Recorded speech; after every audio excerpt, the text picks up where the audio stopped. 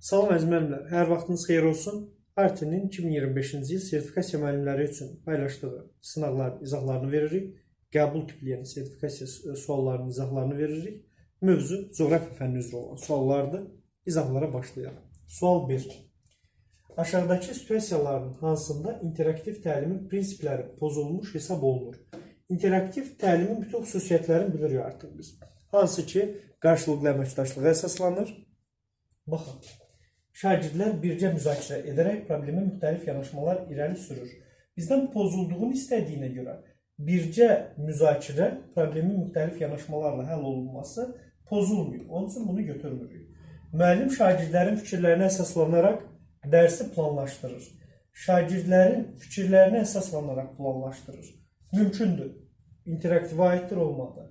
Şagirdlər yalnız müəllimin təqdim etdiyi məlumatları qeydsiz şəkildə dinləyirlər. Cavab bu olacaq. Çünki şagirdlər yalnız müəllimin verdiyi informasiya ilə kifayətlənirlərsə, bu ənənəvi təlimdir. İnformasiya mənbəyi kimi yalnız müəllim çıxış edir. Burada isə interaktiv təlimdə isə şagirdlər araşdıran, özləri informasiyanı tapan tərəfdir və müəllimin verdiyi istiqamətlər əsasında informasiyanı tapmalıdırlar. Cavab olacaq C bəndi. Sual 2, yenə 52-ci sual. Müəllim bölməni başa vurduqdan sonra bölmə üzrə summativ qiymətləndirmə həyata keçirir. Qiymətləndirmə nəticələrinə əsasən sinifin yarıdan çoxu aşağı nəticə toplayıb. Və bu vəziyyətdə müəllimdə narahatlıq yaradır. Dərhal növbəti bölməyə keçir. Bax, bura qədər ola bilər zəif nəticə topladılar. Doğru olan nədir? Biz formativ qiymətləndirmənin içərisində rəy bölməsini, əks əlaqəni keçərkən iki cür rəy var. Summativ rəy, formativ rəy. Summativ qiymətləndirmə işlənildi. Təbii nəticə nədirsə o elə qalır. Dəyişiklik olunmaz. Amma axı çətinlik çəkdiyi suallar var. Tam yerinə yetirə bilmədikləri suallar var. Necə etdiklərini, edəcəklərini də bilmirlər. Biz bununla bağlı istiqamətlər verməliyik şagirdlərimizə. Şagirdlərə düzgün istiqamət və summativ rəy verməliyik. Gəlin baxaq.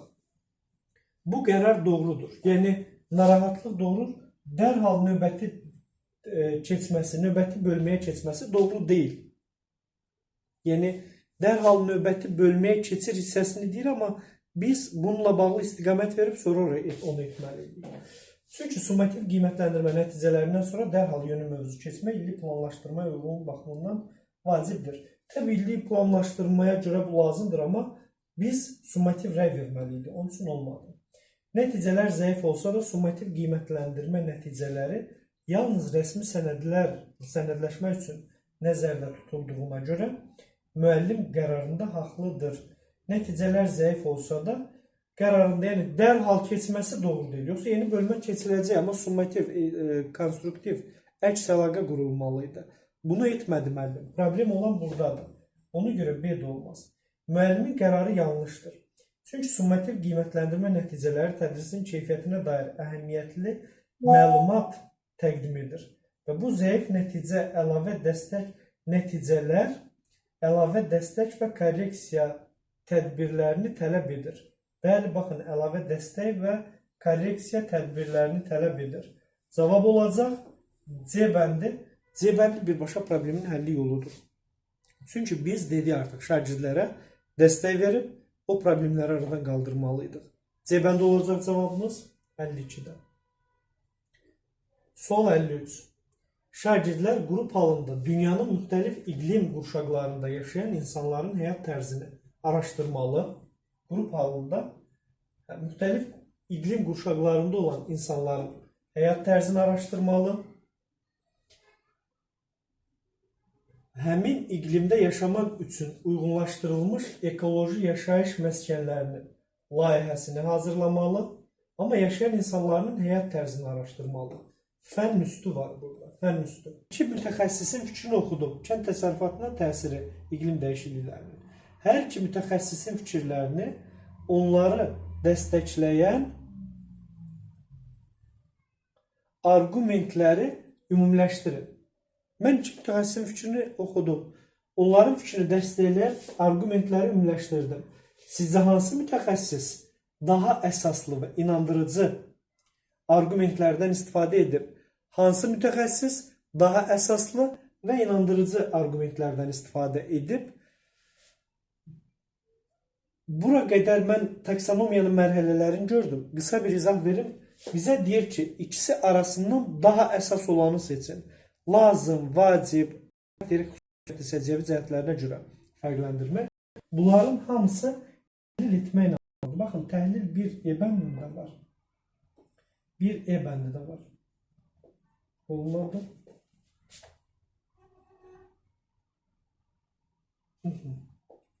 Təhlil bir E bəndində var. Təhlil bir C bəndində var. İndi bizə deyir ki, əsaslandırın. Sübutlarla nələrsə əsaslandırın. Burada yazılıb məntiq, burada da yazılıb tənqid. Siz özünüz düşünün. Hansına daha çox uyğundur əsaslandırmaq? Məntiq yoxsa tənqidə, dəlil, arqument, sübutlarla əsaslandırmaq? Təbii ki də tənqidi təfəkkürə uyğun olacaq və 54-də cavab C bəndi olur. Bu çətin olmadı. Bu taksonomiya ilə bağlı düşünürəm ki, yəni ən az mən öz izahlarıma görə burada çətinlik çəkməməlisiniz. Diqqətli olun. Bunların hər birin Google Drive-da işləyəcəksiniz. Yəni form formasında atacağım. Hər birisini işləyəcəksiniz. 55 şagird səhralaşma və torpaq degradasiyası mövzusunda qısa məlumat mətnini oxuyur. Mənbədə səhralaşmanın səbəbləri, təsirləri və qarşısının alınması yolları göstərilir. Bununla bağlı məlumat mətni, mənbə oxunur. Mənbədə səbəb və qarşısının alma yolları verilir. Mətnə əsaslanaraq səhralaşma probleminin əsas səbəblərini və vurduğu zərərləri müəyyən edin. Mətnə əsaslanaraq, məlumat mətninə əsaslanaraq. Mətnə əsasən fikirlərinizi əsaslandırmaq üçün ən azı 2 arqument göstərin. Ən azı 2 arqument göstərəcəksiniz. İndi mənim gətirdiyim arqument şəxsimə aiddir yoxsa mətnə aiddir? Mətnə aid. Onun üçün burada da düşünmədən təhlili axtarıram. Tətbiq, təhlil. Cavab çıxdı artıq. Təhlil deyil, analitik təfəkkürlə bağlıdır. Analiz etmək. Cavabı buradan çıxardıq. Fikrinizi əsaslandırmaq üçün ən azı 2 arqument göstərdim. Şagirdə bunun taksonomiyasının hansı mərhələsini, təfəkkürün hansı növünü inkişaf etdirməyə xidmət edir? Cavab olacaq təhlil. Çox çətin sual olmadı. Çünki biz demişdik, şəxsi fikrimizə əsasən hər hansı bir yanaşma irəli sürürüksə, şəxsi mövqeyimizdən dəyərləndirmə aparırıqsa, dəyərləndirmə. Mətnə, mənbəyə, başqalarının fikirlərinə, qəzetdən oxudu, məsələn, məlumatları tapdı, kitabdan oxudu, filan kəsin fikrinin məqaləsini oxudu, arqument gətirdisə, bu olacaq dəlil, sübut gətirdisə, bu olacaq öz fikri yox, təhlil etmək mərhələsi. Cavab olur E bəndi. Növbəti. Siz müəllim olaraq dərsdə fəal iştirak etməyən və sinif yoldaşları ilə ünsiyyətdən yayınan bir şagird müşahidə edirsiniz. İndi biz şagirdi müşahidə edirik. Nə edir? Fəal iştirak etmir və yoldaşları ilə ünsiyyətdən yayınır. Bu şagird son zamanlar tapşırıqları da yerinə yetirmir. Sakit və qapalı davranışları sinifdə diqqətdən yayınsa da, siz bu vəziyyətin davamlılığını onun inkişafına təsir edə düşünürsünüz. Davranışlar sinifdən diqqətdən sakitdir. Yəni özünü qapanan uşaqdır, sakitdir, dərsdən yayınır, heç hiss edilətdirmir özünü. Amma mənfi təsir edə biləcəyini düşünürsünüz. Bu vəziyyətdə necə davranmaq daha effektiv ola bilər? Gəlin indi effektiv olanı tapaq. Bütün variantları oxumağa çalışarıq. Şagirdə ciddi xəbərdarlıq edərək, elə birincisindən bunu qoyduq kənara. Ciddi xəbərdarlıq etməyimiz onsuz özünə qapanan bir xarakteri var. Ciddi xəbərdarlıq edərək onu itirməyəcəmmi? İtirə bilərik. Qoyduq kənara bu variantı. Problemi məktəb rəhbərliyinə, psixoloqa. Bunu yadda saxlayın. İlk öncə özümüz həll etməyə çalışmalıyıq. Bacarmadığımız, gücümüz çatmayan və bizim səlahiyyətimizdən kənar olan məsələni gedib kimlərimizə müqayisə edə bilərik. Olmadı. Digər şagirdlərə nümunə göstərərək bir-birinə nümunə göstərmək olmaz. Bu cavablar çox sadə cavablardır və düşünmürəm ki, mənim müəllimlər burada problem yaşayasınız. Şagirdin fərdi söhbət apararaq davranışlarının səbəblərini anlamağa çalışır və dəstək ehtiyacı olub-olmadığını müəyyənləşdirirsiniz. Biz onsuz demişik ki, əsas çıxış yolumuz fərdi söhbət apararaq problemin səbəbini müəyyən edirik. Yeni deyirəm, səlahiyyətimizdən kənar olduqda yönləndirib kimdənsə dəstək istəyə bilərik.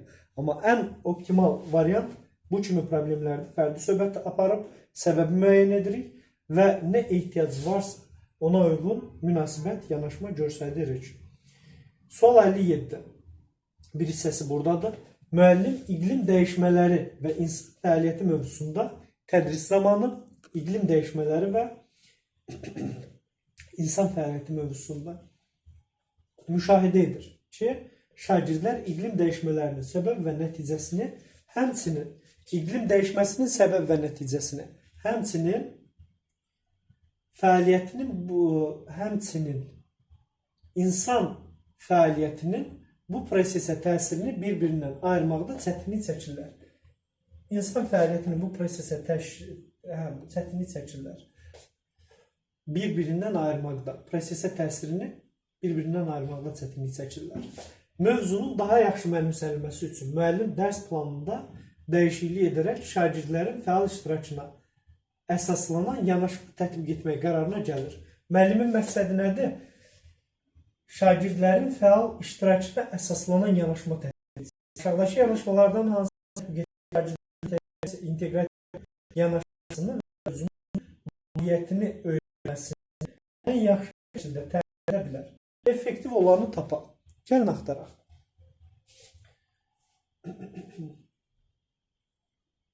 Bir daha baxırıq buradan. Effektiv olanı, insan fəaliyyətinin prosesə təsirini, effektiv olanı tapaq. Bunu bütün müəllimlərimə deyirəm, dinləyən bütün müəllimlər. Situasiyanı başa düşməmiş varianta keçmirik. Ona görə ilk işimiz situasiyanın anlaşılmasıdır ki, A. Müəllim hər bir şagirdə iqlim dəyişikliyinin bir səbəbini və bir nəticəsini tapşırır.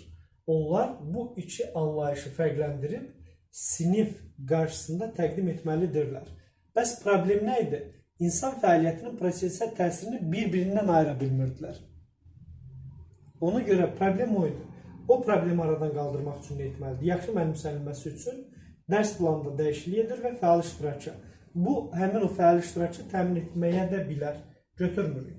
Müəllim şagirdlərə iqlim siyasəti və ətraf mühitə təsirlə bağlı real statistik məlumatlar təqdim edir. Ola bilər. Mənbə, məlumat. Şagirdlər bu məlumatlar arasında əlaqə qurmalı, təqdimat hazırlamalıdır. Şagirdlərin problemi nə idi? İnsan fəaliyyəti prosesə təsiri ayırmaqda bu statistik məlumat verir. Məlumatlar arasında əlaqə qurub ayırmağına kömək edəcək tapşırıq. Təqdimat hazırlamalı. Şagirdlərin o insan prosesə insan faktorunun iqlim dəyişikliyisinə təsirini görə biləcəklər bununla. Statistik məlumat baxıb ayırt edəcəklər en az. Bu iştirakını təmin edəcək. Çünki iqlim şagirdlərin prosesə təsiri, insanın prosesə təsiri bir-birini fərqləndirib ayırmaqda çətinlik çəkməsidir ki, bu statistik məlumat ona kömək edə bilər. Doğrudur. B bəndi. Sual 58. Aşağıdakı fikirlərdən hansılar pedaqoji baxımdan doğrudur? Pedaqoji baxımdan doğru olan situasiyanı tapaq. Baxımdan doğrudur fikirlərdən. 1. Müəllim dərsə əvvəlcədən hazırladığı açıq sualları şagirdlərdə təlim zamanı yeni suallar yaranmasına səbəb olursa, bu dərsdə öyrənmə prosesində baş verir. Müəllimin əvvəlcədən hazırladığı açıq suallar şagirdlərdə təlim zamanı, elə bizə deyirək, bu niyə belə sadə bir şey oldu? Təlim zamanı, bir şey var ki, təlim zamanı yeni suallar yaranır. Açıq sual və dərsdə suallar yaranır. Bu səbəb olur. Bu dərsdə öyrənmə prosesində baş verilir. Doğru.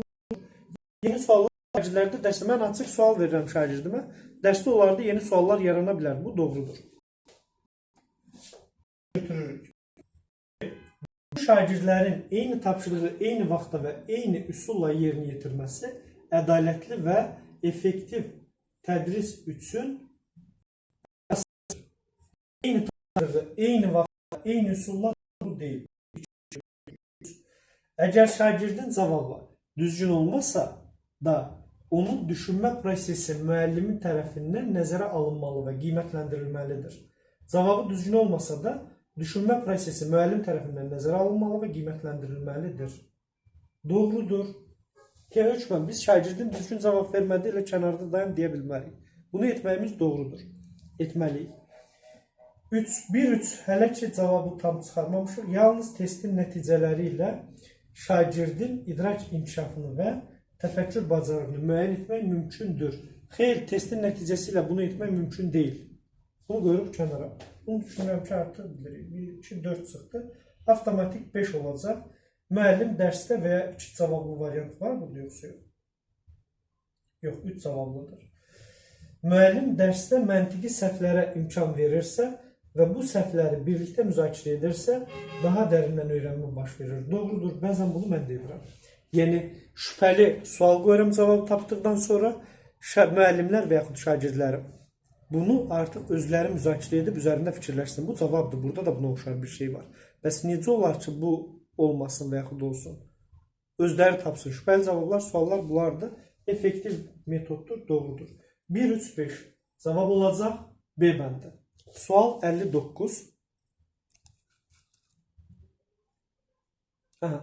59-cu sual.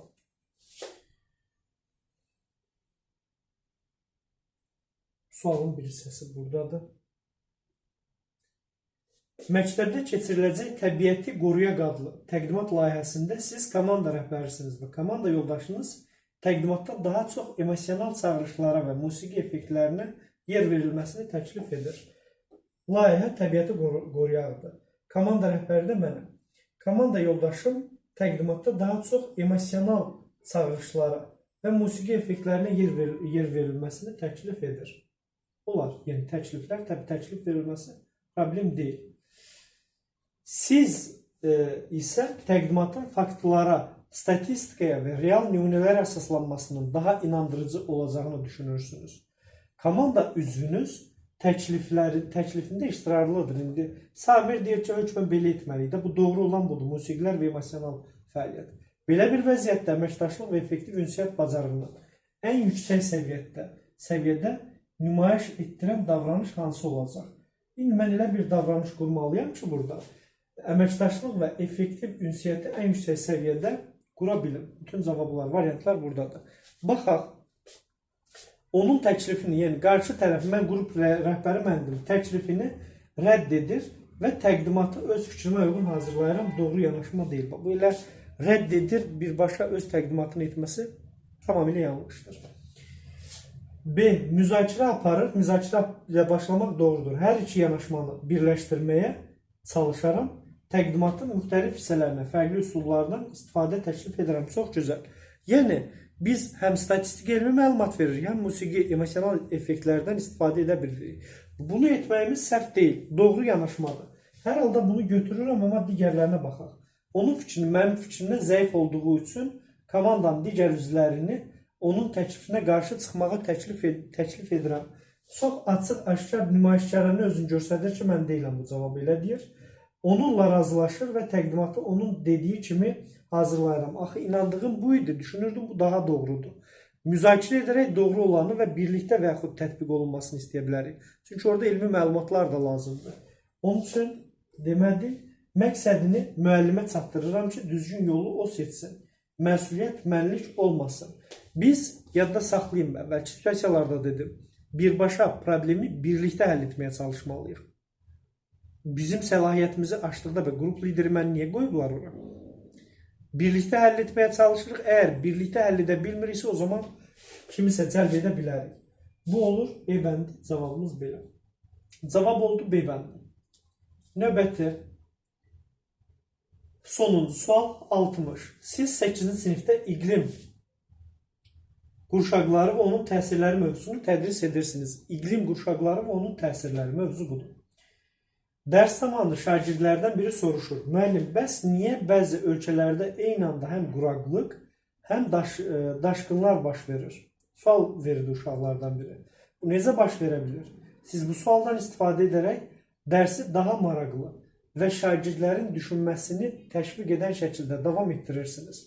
bu sualdan istifadə edirəm daha maraqlı şəkildə və düşündürücü, məntiqli tapşırıq verirəm. Aşağıdakı yanaşmalardan hansı sizin metodiki bacarıqlarınızı daha dolğun nümayiş etdirər? Neçədir? 5 yanaşma var burada. Oxuyaq. Daha dolğun nümayiş etdirə bilər. Daha məntiqli, maraqlı şəkildə təqdim etməkdən ötürü bunu edirəm artıq. Qlobal istiləşmə və ekstremal hava şəraiti haqqında qısa təqdimat hazırlayıb, izah edərək sualı cavablandırmaq. Sualı mən cavablandırdım o zaman. Bu olmadı. Doğru deyil. Bizə deyir, hansı sizin metodiki bacarığınıza? Mən şagirdlərin yerinə sual cavablandırsam effektiv olmur. Yadda saxlayın. Ən son variantdır müəllimin hazırlaması sualı. Özlərinin tapmasına istiqamət verməliyik biz. Sualı birbaşa özümüz cavablandırmağımız doğru deyil. 2. 1 olmadı.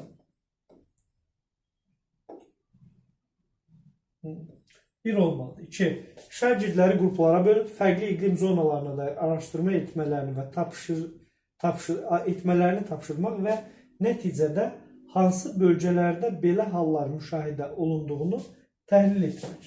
Doğrudur. Bunu artıq özlərinə istiqamət verərək etmələrini istəyirəm. Doğru. Şagirdlərə bu suala öz cavablarının yazılı şəkildə yazmalarını və ev tapşırığı kimi təqdim etmələrini demək. Bu suala öz cavablarını yazılı şəkildə yazın və ev tapşırığı kimi təqdim edin. Məncə effektiv olmayacaq, amma hələ nəzərimizdə saxlayaq, digərlərinə baxaq. 4. Sualları dərhal özünüz cavablandırıb heç ardına baxmıram. 2 ilə uyğunluq təşkil edir olmur. Şagirdlərə real baş vermiş iqlim hadisələri ilə bağlı xəbərləri, məsələn, Hindistanda sel və Afrikada quraqlıq təqdim etmək və müzakirə apararaq onların səbəbləri bircə araşdırmaq. Baxın, dediyim kimi, özlərinin tapmalarına istiqamət verməliyik. O dediyi izahda, o ilk izah özü tapmalıdır dedim. İndi siz baxın, özlərinin tapdıqları nədir, araşdıraraq tapdıqları hansıdırsa onu tapırsınız. Cavab olacaq 2 və 5. 2 və 5. Şurası da üçlü cavab da verib. Bu təhlükəli də adamı çaşdırır. İkili cavablar da verib. Cavab olacaq 2 və 5. E-bəndi. Coğrafiya fənni ilə bağlı Təhsil İnstitutunun RT-nin verdiyi sualların izahları bu qədər. Hər hansı bir sualınız olsa rəy bölməsində yaza bilərsiniz. İzahları veriləcək. Digər tərəfdən dərslərimizə qoşulmaqdan ötürü, biliklərinizi möhkəmləndirməkdən ötürü 070 346 44 69 nömrəsi ilə əlaqə saxlaya və bizim dərs fəaliyyətimizlə bağlı məlumat ala bilərsiniz. Eləcə də növbəti il dərslərimizə qoşulmaq üçün də bizimlə əlaqə saxlaya bilərsiniz. Müsahibə mərhələsi üçün də artıq qruplarımızda məlumatlar paylaşılır. Müsahibə mərhələsi ilə də bağlı bizimlə əlaqə saxlaya bilərsiniz qruplarımıza, ödənişsiz qruplarımıza qoşulmaq üçün. Sağ olun, Allah'a əmanət qalın.